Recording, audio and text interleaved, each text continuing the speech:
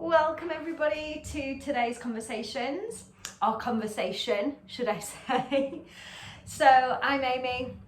Some of you will have met me before, some maybe not, but whatever your circumstance, welcome. And today we've kind of got a big topic to chat about, and we're going to be looking at chronic pain, chronic conditions and dissociation. So we're not going to be looking at specific conditions or specific symptoms or specific diagnoses, because that would just take us a really long time, and everybody's condition, situation, response to said condition is different. So that's not what today is about. Today is about looking at what is chronic pain, and when we or a loved one have chronic pains or a chronic condition, why we may dissociate and why that's happening, and why that's happening, and what we can do to maybe improve our situation, our symptoms, and the way that we feel. Maybe not, I don't know. So the way in which I'm looking at today with what we're going to be sharing is one, through a personal lens of the chronic pain and the chronic condition that I have. So personal experience, and then I'm going to be looking through a therapeutic lens as well, as a body worker, as a therapist. Yeah. So I'm going to be merging those two, and they can't separate. Those two lenses can't separate. The majority of what I teach or share is what I've learned through personal, direct experience. And then what has then been learned through students and clients through their direct experience. So it's not just about what we know academically, what we know on paper, what our cognition says. It's about what makes a real, felt, living change. And that's what's important. That's what's important. So let's just start our conversation by looking at what is chronic pain. What's the definition? So the NHS say chronic pain condition is pain that occurs for longer than 12 weeks despite medication or treatment. So I think that's probably a lot of people. I don't know if it's just me, but 12 weeks seems quite short. You know, I know there's going to be people here listening who are like, I've been living with this condition, these sensations, these feelings for, months, years, decades. Some of you, whether that's you or a loved one, it might be your entire life has been experiencing chronic pain. And maybe it's not as well. Maybe you know someone who it is or whatever. Then we need to look at association or dissociation. So what is dissociation? The definition: to detach from association. So in a therapeutic capacity, we're looking at dissociation, detachment from association with self. Detaching from an association with self. And that might seem quite abstract for some of you, and again, not abstract for others. So what might dissociation look like if you're thinking, I'm not sure what that means. I don't know what that looks like or how that feels. So dissociation, again, for me, through my observation, through training, experience, is the points where we're not present, we're not existing within our bodies. We're not here and we're not present for what is happening right now. So that might look like daydreaming. My goodness. Might look like daydreaming, not being able to listen or process what information is coming in, because we've got this sense of what might look like absent-mindedness or not being I feel like I'm not fully in my body, like I'm feeling separate from my body. Or I know you just said something to me, but can you say it again, because I have no idea what you just said. I don't know where I was. You know, those moments. And I think even if you don't have chronic pain, I think that those moments are familiar. And those moments also, just to confirm, sometimes we're just a bit tired, or we've been busy, we've been at work all day, or you know, there's stuff going on with family, or the builders are in, or whatever. But it's just a point where we are not present in our body. And I did start to think about this a little bit more. So yeah, this idea of being absent-minded, not feeling like you're in your body, daydreaming, not being able to listen and process, maybe a feeling, not being able to feel physical sensations in your body. So a sense of numbness that maybe runs through your entire body, or maybe certain areas you're like, I just can't connect with that space. Like, you know, I don't feel anything there.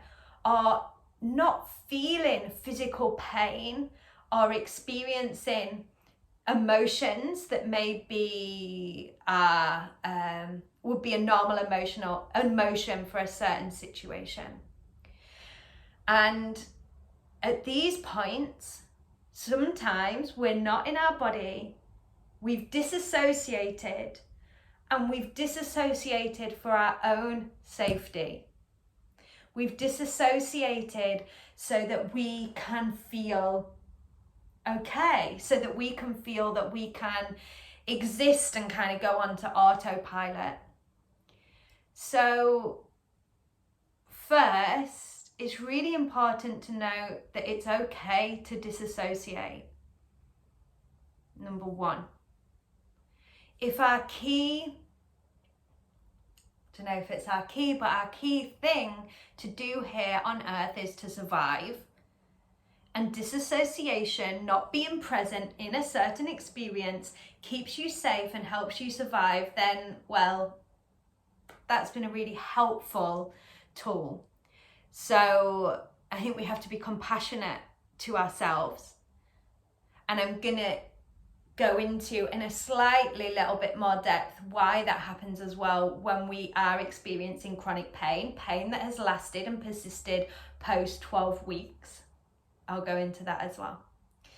But first, some of you will already know, and I'm not going to go in great detail because this isn't the place, but if you are interested, my chronic condition currently would go under the guise or the name of topical steroid withdrawal post-addiction. So I had eczema. Eczema can 100% be a chronic condition, which then turned into a condition called red skin syndrome, which is due to the addiction to the prescribed medication. And then that goes into, obviously we have to go into withdrawal because the body is dependent on said medication.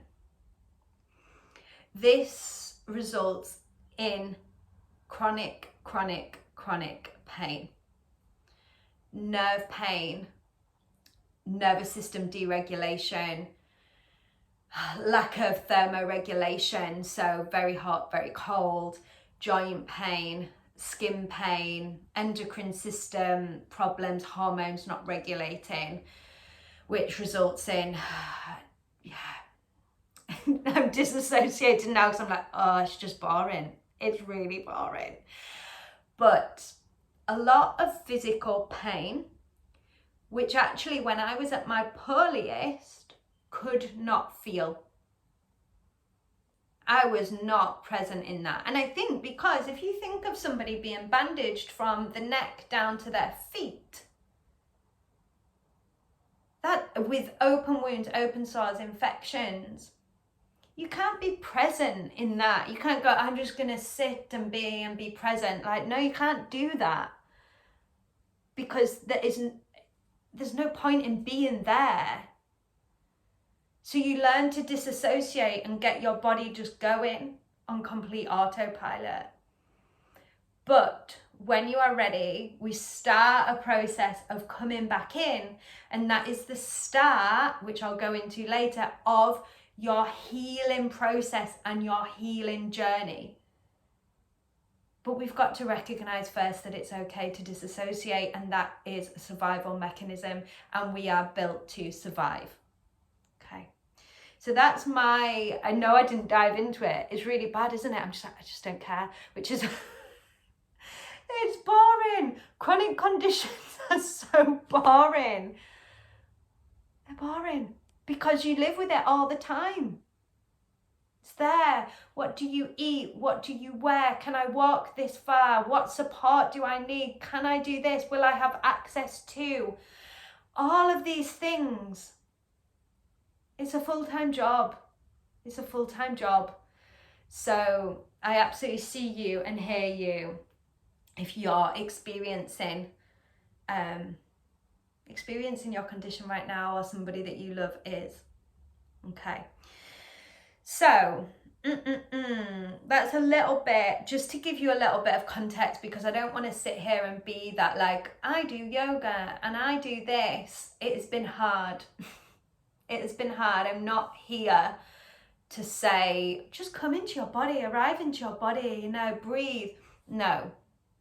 I'm not here to say that. I'm here to say it's hard and it's not for everybody, but it's possible.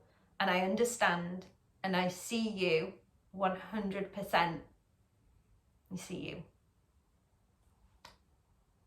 Okay. So it's absolutely normal to disassociate, and we can kind of see our bodies at this point as, if we see our body as our house, it's a home, isn't it? Our body is a home. This vessel is a home. Imagine a house with broken windows, faulty electrics, missing floorboards, leaky roofs, a chimney stack that's falling off. That is, for a lot of people, the condition of this body. And if you said, yeah, go live in there, go live in that house with the faulty roof, the dodgy chimney stack and the holes in the floorboards, go and live there, be present there. Well, no thank you, because it is not safe. I don't feel at home. I don't think I can occupy that space. It's scary, it's uncomfortable, it's cold, it's damp. I do not want to live there. So I'm going to go and stay at a hotel until this is fixed. Or maybe I'm just going to go and live somewhere else. I'm just going to leave this because I don't even know where to start. And I think that's a common thing, isn't it? When you've got a complex condition, complex diagnosis, I don't know where to start. So it's just best that I stay at the hotel, at a friend's house, and I just won't live in it because I don't know. No one seems to understand. They're giving me all this medicine and nothing's working. And yeah, so I'm just going to leave it. And then, unfortunately, a lot of the time it gets worse. It gets worse because the sole occupier, which is the illness and the pain, takes residency in the body. So it's as if this house with the broken windows, the ivy's got in and it's creeping through and it's taking over. And this, more roof tiles fall off, the chimney stack does fall through, and it just gets worse. Whilst we're living in the hotel. Does that make sense? Because that's what's living there. You're not living there. You're not in it because it's horrific. Because life is hard when we're in it. So I've probably got a little bit carried away with our house analogy, but I just think that it gives us a really clear visual for why we might disassociate. So, oh, I wasn't even looking at the right notes. I don't know what I was doing. But that is what I was wanting to discuss so far anyway. So it's normal to disassociate, and why. So I think it's then really important, what's next? Well, why would I want to associate? So if dissociation is a detachment to association, why would I want to associate with this home that is falling apart? What benefit would that have? Not even how, like why? Like, why would I do that? Part of me sometimes still questions this, because doing the work and understanding ourselves and our chronic conditions is really hard. And there's days where the symptoms can really be amplified and the pain can rush through the entire system, and you're thinking, I'm doing all this work, why? Like, why? Why? There's a saying that is quite cringy, you've got to feel it to heal it. And I think to a certain extent that's true, but I don't think that you are meant to feel it all at once. That still doesn't answer the question of why. I'm finding it hard today. So I'm going to go back to my notes, because I struggle to know why sometimes.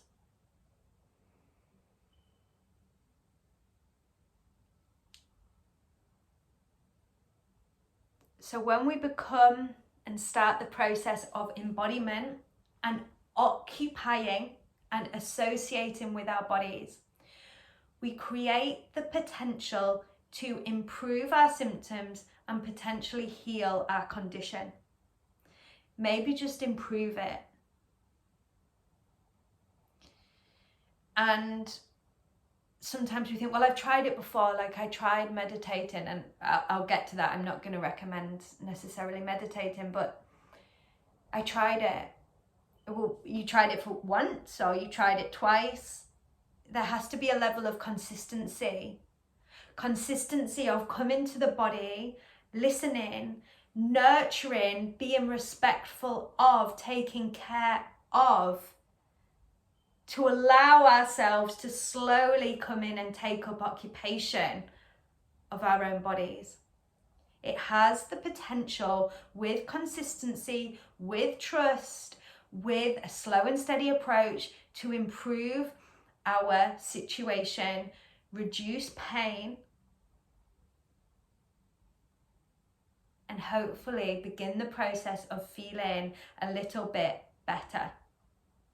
And that's all we want, isn't it? We want a slight improvement to our situation. Slowly, slowly catch your monkey.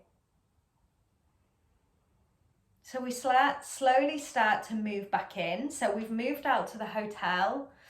We just slowly come back in. We maybe cut back the ivy a little bit, and we maybe stay for a couple of hours, and then we go again. You know, no one's asking you to just dive straight in. It's also important to know that if you don't exist within your body, in that house of pain, if you don't exist in there all the time, it's dangerous for your body to then just go, I'm just going to be here in this pain, I'm going to feel it all. Our nervous system can't handle that. Nor would it happen. It wouldn't happen, because you wouldn't be ready. You wouldn't be ready. So it's slowly catch your monkey. It's that, there's that phrase on Friends, the TV show, of like, you know what happened to the girl that did too much too fast, Rachel? She died. You know, it's not a quick thing. Slowly come back in, ever so slowly, so that we can keep our nervous system regulated. We can not do it to a point that when our body comes into overload, or our nervous system comes into overload, our symptoms of pain, our tolerance of pain, and all the other things around that tend to heighten, amplify, and get worse. So that's why it's imperative that we go slow.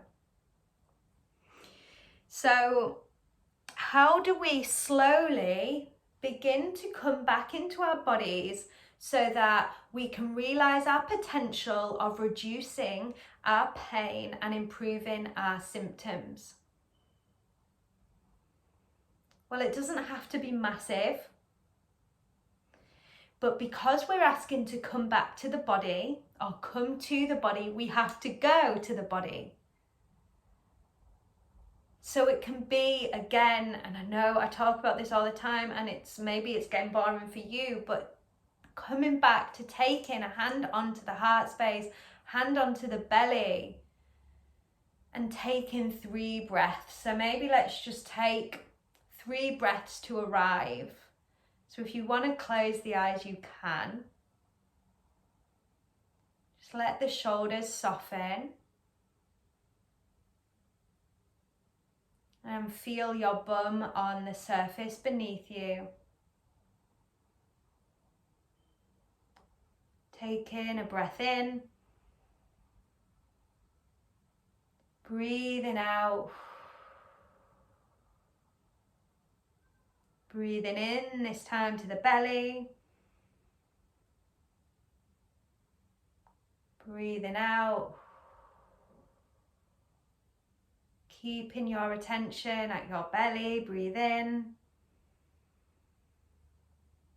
And drop all your attention into the belly as you breathe out. Let your body soften. Relax as if you were sitting and leaning back into a chair. Maybe you are.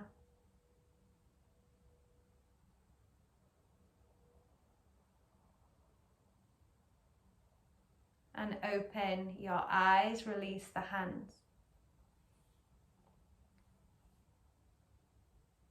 So a simple practice of coming with the hands onto the physical body, onto your vessel, sends a signal to your brain to say, I am here.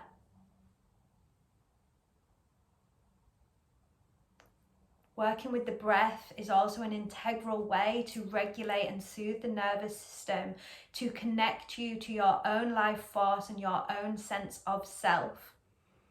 It brings you into the present moment, out of the past and out of the future, into what is already happening now, which is you are breathing slowly in and slowly out, and you are coming to the physical body. That might be exactly where you're at right now, and that's what I'd recommend. I'd recommend that to anybody, because it's not rocket science. We can maybe talk about really complicated stuff, but is that going to make a sustainable change for you? I don't think so. Obviously, if you've got a more complicated condition, then absolutely, there's other things and whatever, but on the whole, generically, that's not the right word, but anyway, yeah, come into the breath in the body. And then it's important to realize that a lot of this processing you can't do on your own. Well, you can, but it's great to have support. And I definitely recommend having therapeutic support and a practitioner who can bring you into your body. So that might be doing energy work, such as Reiki or energy medicine, or it might be massage, and there's so many different types of massage. Yoga is going to bring you into your body. But there's a few, I don't tend to do massive do's and don'ts. You need to follow your intuition. But if we're talking about massage, I wouldn't recommend, if you are struggling with chronic pain and you're wanting to reassociate with yourself, I wouldn't recommend a deep tissue massage, a massage that is going to allow you to come into relaxation. Sometimes you think, oh, what's the point? I tell you what the point is. The point is when the body is in a relaxed state, your nervous system gets to a point where your body can heal. If you're having a deep tissue massage, the body is very activated. So it's harder for the body to go into a healing response space. The same with different types of yoga. I'd recommend yin yoga over sort of more active styles. Absolutely incorporate more active styles, or say, deep tissue treatments. But we need to come into a state of rest and digest the parasympathetic nervous system, so that we can heal, so that we can regulate, so that we can begin the repairing process. We all know that pain is increased when we are at a full mental capacity. When we are full and stressed, our tolerance for pain is much, much, much less. Our tolerance space is much less. We need to come into that point of rest. And for some of us, we don't, or we haven't lived there very long or very often. So we have to practice that. It is a practice. So the reason I said before, I wouldn't recommend, say, breath work and meditation on your own with professionals 100%. But we can sometimes be left feeling a little bit like, I'm not sure what I'm doing, I'm trying, I'm really overthinking, I don't know what I'm doing. And we get ourselves in a bit of a state which is no good for entering that place of repair that I'm talking about. So we're not actually arriving into our bodies if all we're doing is worrying about arriving into our bodies. That make sense? Yeah, not just thinking about it.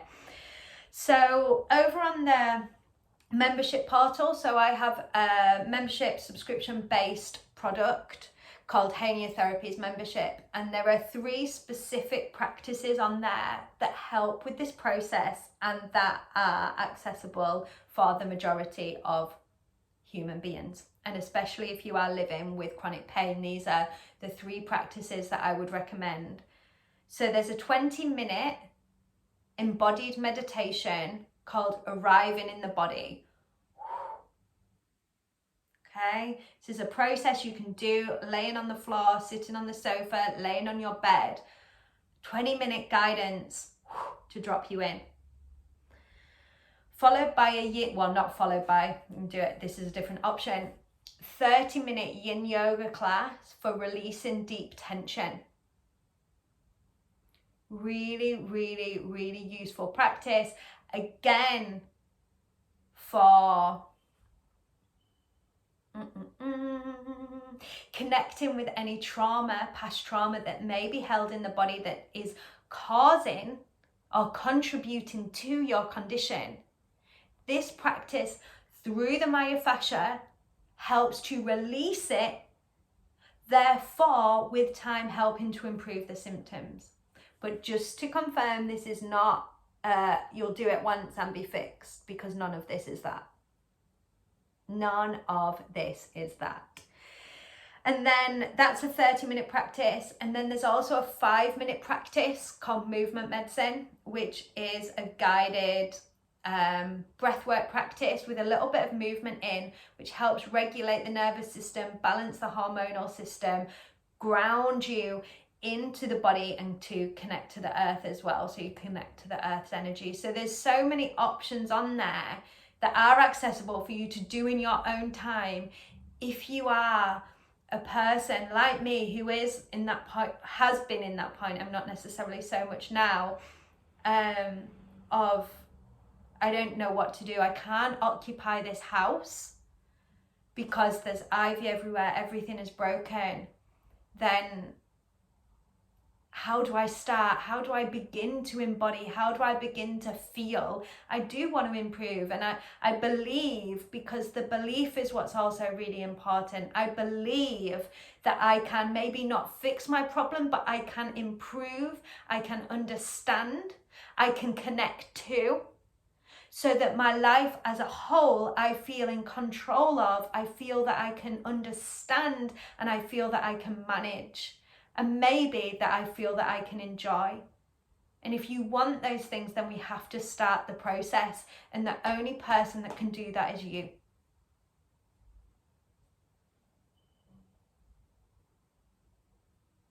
Okay. So I hope that answers the questions or thoughts or considerations on why we might disassociate, why we're more likely to disassociate when we suffer with chronic pain or a chronic condition. But it gives you some pointers that you can do right now and some things that you can do moving forward.